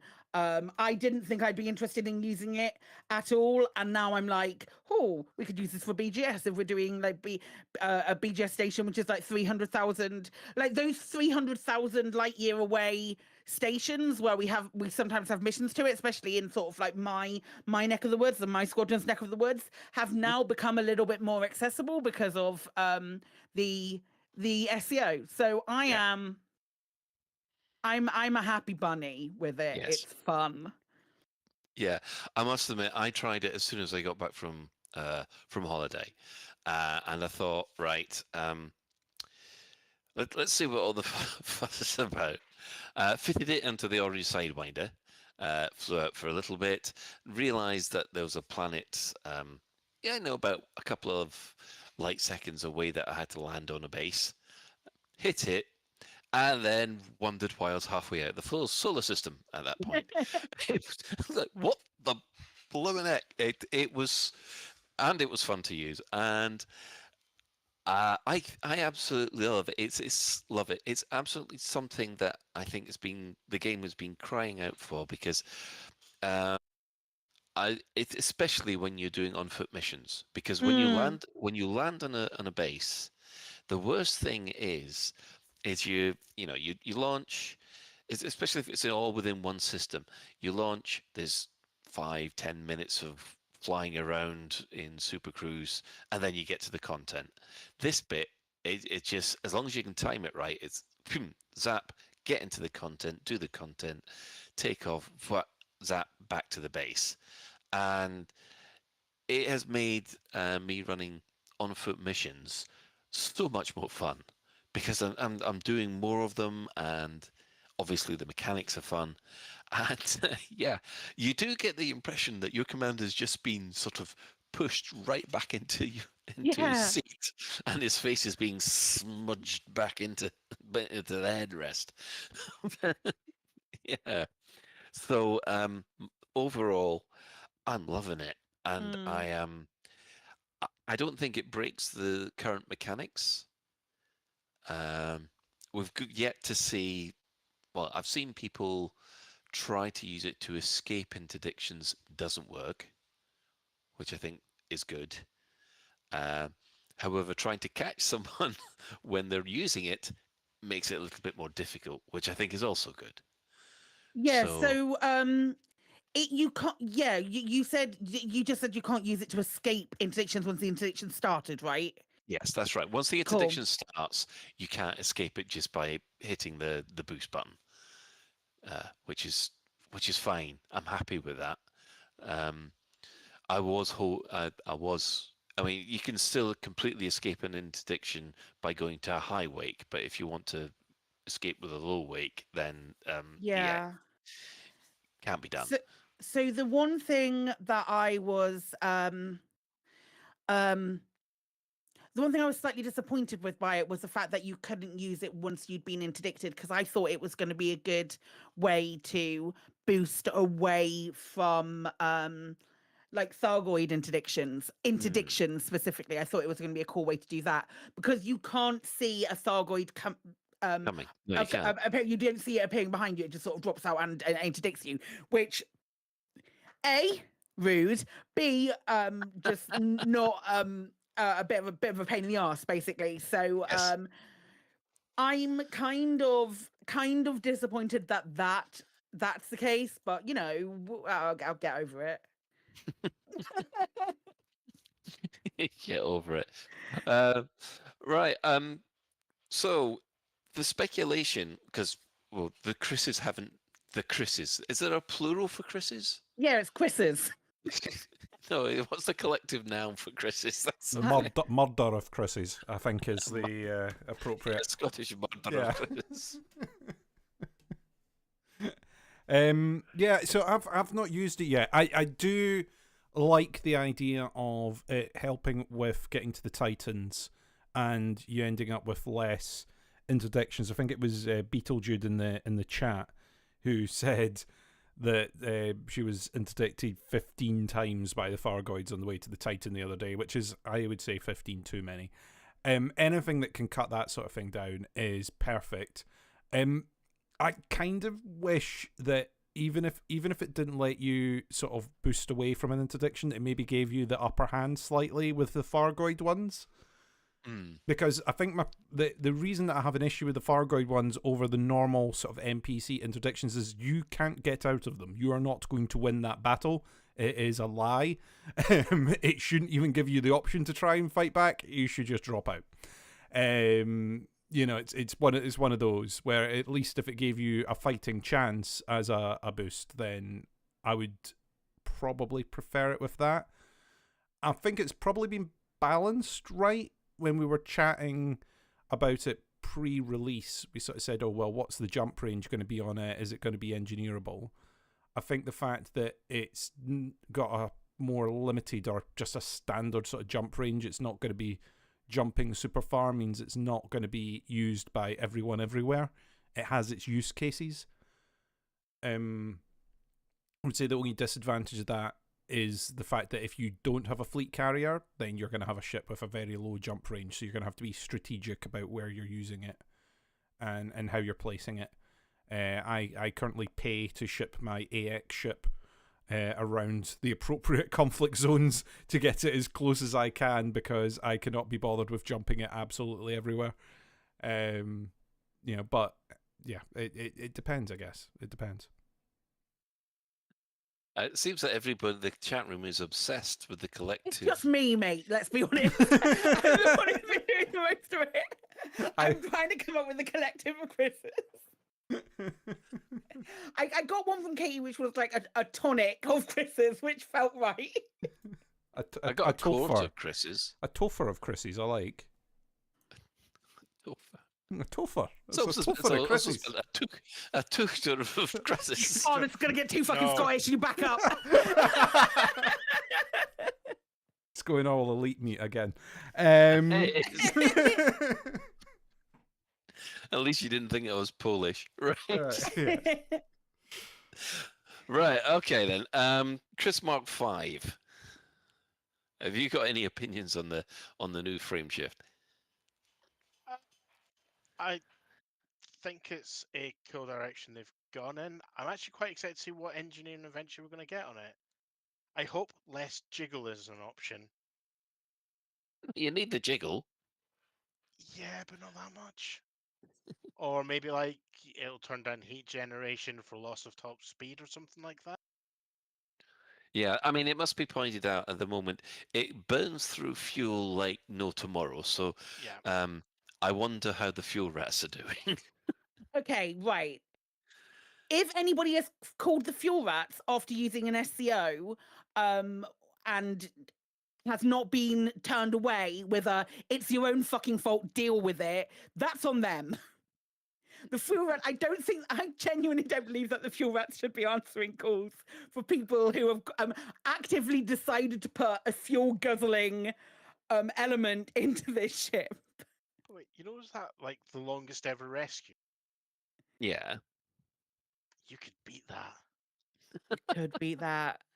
You can't, because you'll run out of fuel before you get to the furthest point away. It's not fuel efficient enough. Only if you keep boosting all the time. If you use it, boost, get top speed, drop back, and use it that way, you probably get really far away. Oh God! Don't give them Especially ideas. if you They'll get, be there for weeks trying to take rescue like you. an anaconda and just fill everything with fuel tank. It's not as far as you might think, but it's you know what's cool about it. Like anytime that I've gone out in it, I've like when I was doing the Hatton runs, I was very like acutely aware that this was the run that I was doing, and if I was to run out of fuel or I was to overheat or damage myself too much, then it was my own goddamn fault, and I deserve to suicide back to wherever the hell I was supposed to be going. There's no happiness there. The fuel There's rats, no happy ending. yeah, the fuel rats aren't there. It's not a thing that the fuel rats should be dealing with. It's a bit, those people are the ones who are actually like struggling and stuff. If there is an argument to say that someone added a Super Cruise drive and clicked that button by accident, there is an argument to say that that could possibly be the case, but I would question it implicitly. Well, we have Commander Turkarov in the chat, who is our fuel rat extraordinaire, one of many. They say they've got a few extra SCO calls, but not as many as they expected. And they say you can still misjudge your fuel range and run out. As long as the stranding was not deliberate, we are happy to attend. Sure. You're a lot better than we are. It just goes to show how morally superior the fuel rats are to people like us. You made your empty bed, now you lie in it. Speaking I'm of so which, glad Psychic's not a fuel rat.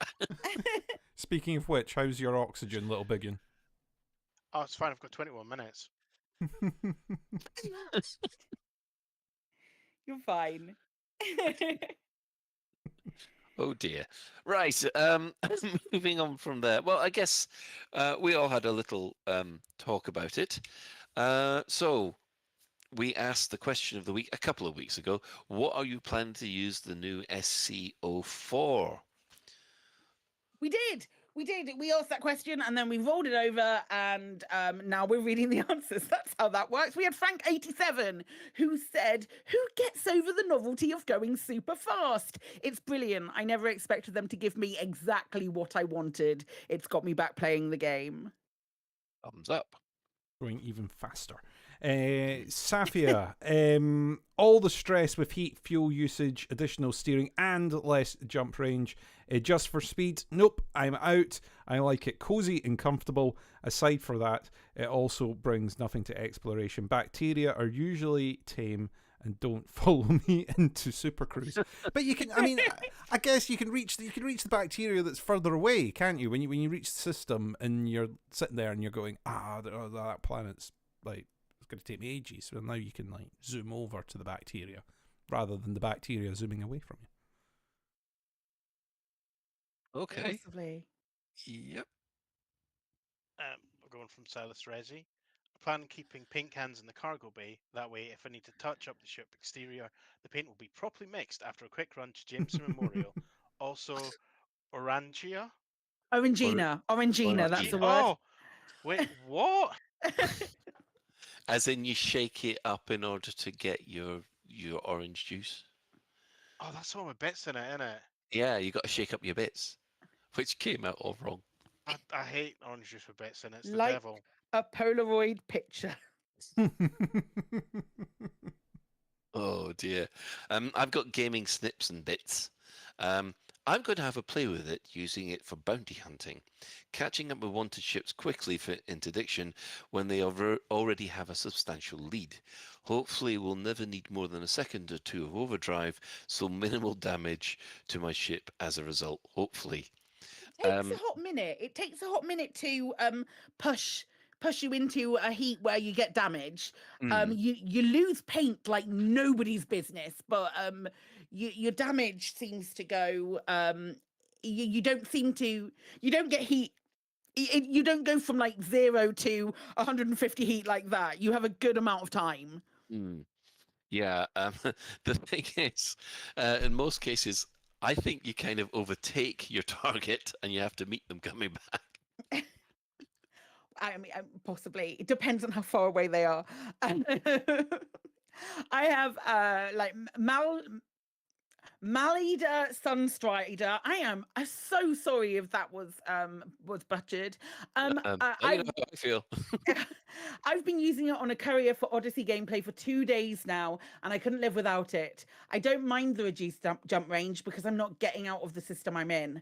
The boost lets you move ultra fast from point A to point B in the system, which is great for chaining missions together. You take off from the surface of a planet, and 15 seconds later, you're already at the other end of the system. Accurate. Yes, very. MV Cohern. I'm going to use it to get to the far, far away Titans, and that's about it. It's going to be very useful for Haddad. For sure. I'll go on from Nicey Guy. Given it's a prototype, I'm hoping we will get better rated ones, but for what I do, exploration is kind of useless. Great sound though. Right, I apologise for this in advance. Nepolis? Nepilius? There you go. I'll wait for them to be used by Apex adders. Yes. Can you imagine? What? Can you imagine being sat in the back seat and an Apex adder's like, I'm just going to put on the Nos, mate. All right. Yeah, you need them on the frontline vultures as well. I was thinking on the sort of the dolphins and the belugas, you know, the ladies coming down the middle with the trolley, you know, any teas and coffee, sir? Any teas and coffee, sir? And suddenly, whoosh, all the way serving the people at the back. All of a sudden, I'm thinking of the Divine Comedy and National Express. It is hard to get by if your ass is the size of a small country. That's true. Yes. Captain MD13 has been in touch and says, with SEO, they feel the pace of Elite will speed up considerably. Some things they found SEO to be very good for include signal source hopping, faster surface scanning, Haddad. Once the war is over, they plan on using the SEO drive on a long-range exploration voyage with their carrier. Ooh, well, I don't know about that because it's got a... I suppose you can jump with your carrier and then short jump using the SCO to other places. Yeah, its jump range is real gash, but I mean, you're giving up like shitty jump range, and sometimes if you're not exploring with a purpose and you're just like having a look around places, it's not too bad. If you're just doing like having a wee meander and a look around, that's all right to have a short jump range. But no, it's not for me. I don't do exploration. Fuck that shit. Well, you're going off with your carrier as well, so it's not going to limit how far out in the bubble. Yeah, true. Out of the bubble you go. It's just going to sort of limit where you're jumping about as you do it. All right, Commander Bola Petunias. I'm not tainting any of my ships with that Fargoid delivered tech, or derived tech, sorry. This screams of the native innovation that brought about the Proteus wave failure and the loss of HIP 22460. Ships being turned into the puppets of the Terror Triffids. This species is doomed, I tell you! Doomed! I will interject and say that Murder did respond to this going, you do know that the current frameshift drive is also based on Fargoid tech. I mean, I'm sure he would maintain we're still doomed. Yeah. Okay. I've gone from Stephen Usher. It's no use to me being an explorer. It's not even that helpful in trying to get to Hutton through free Anaconda. Assuming you A, don't blow up, B, run out of fuel because it only takes 20 minutes off the journey due to the cooldown time needed. I can see that its only really use will be blockade running in Power Play 2.0. But you don't go fast though. I feel like we've already proven that that's not the case. And also, I think Happy Moon Monkey will have something to say about it only taking 20 minutes off of your Hutton runtime. Indeed. Taken 40 minutes off of it. Speaking of the devil, Happy Moon Monkey says it's an awesome new addition. Apart from all the science in the drive that I've been doing, i.e. hut and runs, I can see loads of applications in BGS and PowerPlay 2 mission runnings, AX, xenobiology and exploration, inter-system trading and short hop trading. It might mean that we're able to stick to more local systems or rely on gardening boosters for better range, but things can be done quicker without having that long wait in SC. But some people might like long SC times with this game. I guess slow game for some. A bit more action for the rest of us. Options are good things, though. 100%. 100% agree. It's such Yeah. it's so it's really nice, and this is something that we spoke about a long time ago, not a long time ago, like a few weeks ago, when we were talking about what we thought the extra thing for the Python was going to be, and hoping that whatever it is isn't something that's just solely locked to the Python or something on those lines. Because if there's one thing that Frontier have given us in spades, it's the illusion of choice. Or they've given us options of things to do in the same way that they're giving more options in giving people who are time poor the opportunity to pay to catch up to some other folks. Yeah. I mean, the one other side of it is that Sandra was always saying, no, we're not going to make any changes to the frameshift drive because it gives people the sense of scale in the galaxy. And I was there going, yeah, if you're after that kind of gameplay, I completely agree. But there are times when you just want to leave station, quick travel, get to the content, come back. And with the best will in the world, like the nature of a lot of the gameplay, especially in Odyssey, the nature of a lot of the gameplay has changed in that there is more now to do when you get to places rather than just going to a station and offloading your shit, or going somewhere and shooting something and then coming back. There's more to there's more of gameplay when you get out of your ship and go on foot, is what I'm trying to articulate really poorly. So now that flight isn't the most interesting part of the game for a lot of people. So now that gets taken away. And Cheb's Will is saying in chat that they agree with me again. And this is a problem, Will, because when you start agreeing with me, it all goes wrong. Because no one ever agrees with me. So thank you in advance. But yeah, we get like that's what I'm trying to articulate.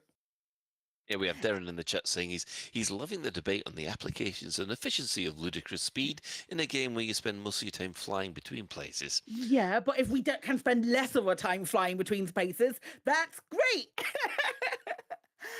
Void Flames said for Odyssey content it's good. They picked up a defend the package type mission, 15-minute timer. The destination was in the same system 7,000 light seconds away, and they made it in plenty of time. For exploration, they normally jump their carrier out 500 light years, then economically jump towards your carrier. For them, overcharge will only make exobio faster. Wild. Excellent. Those are like two of the things that I'd thought about as well. Being someone who doesn't do exobio, the second one doesn't really interest me, but being able to get to places quicker for BGS things, A-okay. Yeah, seeing that sort of far out signal source and scanning and going, oh yeah, we'll visit that because, you know, I can cut that time down. Commander Schnails, it's a fun addition, but for 90% of what I do, fairly pointless. That said, it makes leaving a planet's thin atmosphere exceedingly quick. So next time I go plant bothering, I might take my SEO drive with me and see how often I run out of fuel per system. Commander Turkarov, who... Yes. Okay. I've got one from Commander Tobias von Brandt. I really hope that Commander has a massive mustache, because that sounds like, yeah. I'll use it for bucketball races where necessary and allowed. It'll make getting out of gravity wells quicker, which has implications for route planning strategy. If there are two waypoints in the same system, e.g. using Skull versus jumping out to another star and back in. Mm. There is an interesting point. I guess it's not going to count for the standard Cobra, but I guess everything. So I don't know whether it is a standard Cobra this year. There was talk about it being a Sidewinder. And I think a couple of the races are going, at least one of the races is going to be built around it, so you might be swapping it in and out. Because it's obviously it's something that goes quick, so the buckyballers are chomping at the bit to give it a go. Oh, I'm looking forward to seeing them. For sure. Well, I have finally, oh, for goodness sake, Aurelian. So there you go. Probably the best fun I've had in the game. Great for shortening the long supercruise times, and reaching mission targets faster and HGEs. In groups using navlocks for very quick deployment times, i.e. teleportation. I need to do more testing in game. I think all in all, we've, like, from what I can see, people are having fun with it as well, which is nice. Yeah. It's just nice to see. I know the first time I used it, I was like, first buckyball races up, Regulation Cobra Plus Unlimited Sidewinder. I will have a look at that, and it will be linked in the show notes in the community corner section. I know we were talking about it earlier. Excellent. But I will make sure that it's there. Right. Does anybody have any other business before I give the shout outs then? No? I don't think I do this week. One thing that we will say is that did anybody see special effects award given to them at the BAFTAs? Yes. Yeah. Oh. I was so emotional. It was so lovely. Yeah. It was trying not to be emotional now about it, actually, because it's such a nice thing to see. And the fact that everybody else was. I like the fact that the team were actually having their own BAFTA party at the same time. It was so, it's so deserved. And I don't know how many people know how integral special effect have been in. Like we're in a very nice bubble where we are very aware of who special effect are, but it, like, in the wider scheme of things, I don't know that they are as well known as they necessarily should be and deserve to be, because the stuff that they do is incredible. So for them to have such a platform as that, I know they've been inundated with requests and inquiries, and they on one of the interviews they said, well, we can't, if you're overseas and you're not in the UK, well, we can't give you like go to you and give advice and things along those lines. We also we will speak to you. If you're from overseas, we will speak to you and put you in contact with the correct people and give you advice on things that you can get to facilitate you experiencing games, because everybody should have the ability to game, and it's beautiful and wonderful. Excellent. Thanks, special effect, you fucking legends. In other game news, we have to congratulate Starship Simulator for managing to get through their Kickstarter, and with several stretch goals achieved as well. So if you've backed that over Kickstarter, they're probably looking at the full game in 2025. So it's one of those long waits, but there's always the demo that's available for free on Steam at the moment if you want to see what the fuss is about. Right. If that's the case, then we'll just quickly move on to the shout out. So we'll say hello to our sister station, Hutton Orbital Radio, which broadcasts on a Thursday at 8:30. You can tune in at twitch.tv, Hutton Orbital Truckers, or you can just go to the audio at radio.forthemug.com. For the Discerning Commander that likes a bit of CQC action, check out the CQC Discord at discord.me/Elite Dangerous CQC. We'll also give a shout out to the following Elite Dangerous podcasts, which have appeared. We've got the Guard Frequency, who do other space games as well, and of course the lovely Loose Screws over the other side of the pond. And also, if you speak French, there's Elite Dangerous as well. Following on for this, we have the latest Galnet News Digest, as provided by Commander Witherspoon and the wonderful Commander Beetlejude. And we'd just like to thank everybody who's chipped in the Twitch chat. And in-game commanders, Chris Mark IV, who have we got? We have had Alexander Corbin, Commander Real Merle, and Hugh J. Appendage Esquire has been in actual the building. Elvis. Actual genuine Elvis has been in the building. Lovely. So, special thanks to Commander Tokuso, Jay and Trax, and Alan Stroud, who have created music for the show. And that's it for this episode of Lave Radio. If you'd like to get in touch with the show, you can find all the contact links in the home/contact us menu of the laveradio.com website. Do let us know if you have any questions or if there's anything you'd like us to discuss in a future episode. Lave Radio is recorded live on a Tuesday evening at 8:30 and streamed out at laveradio.com/live. So, thanks to the Chris Mark V. Bye. Thanks to the Chris Mark IV. You're welcome. I need the Thunderbirds music for this. Nope, that'll be DMCA. Absolutely not. Thanks, of course, to Commander Psychit. Thanks. Also, don't forget to listen to Black Diamond FM for 3 hours from on Sunday. And also request something with the subtitle of "You should be on for 3 hours, you slacker." Absolutely. Yeah. What lazy is what it is. We'd like to talk to you about your performance review. They've got a lot of lazies in your listener feedback. Oh, it's like you've read it I'm already. quite sure you're sound like that. Right, so... Chris Mark IV just happens to be the tech specialist for today as well. So until next time, Commanders, fly safe, but if you can't do that, fly over the place with the SEO and burn yourself up.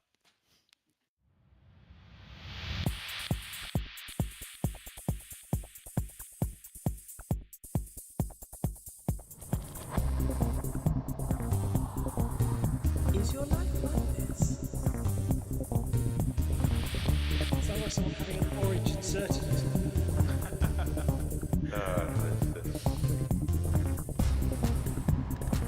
You need a safe word. Space can be loaded.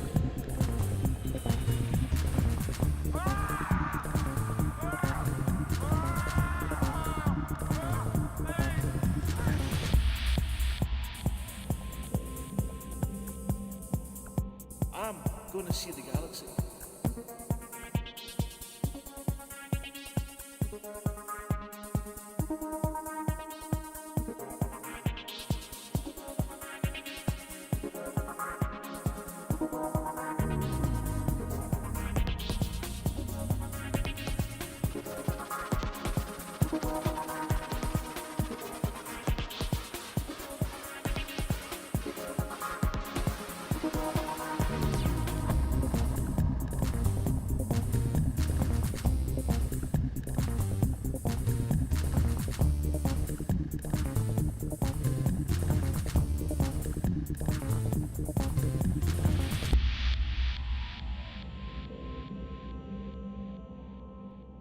Ah, damn it.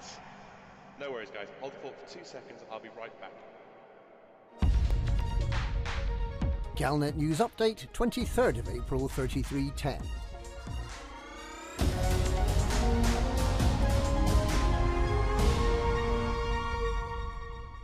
The Python Mark II will be available to fly in just 2 weeks, but you'll need to pay for the early access. And there's news about pre-built ships and all year-round access to popular paint jobs too.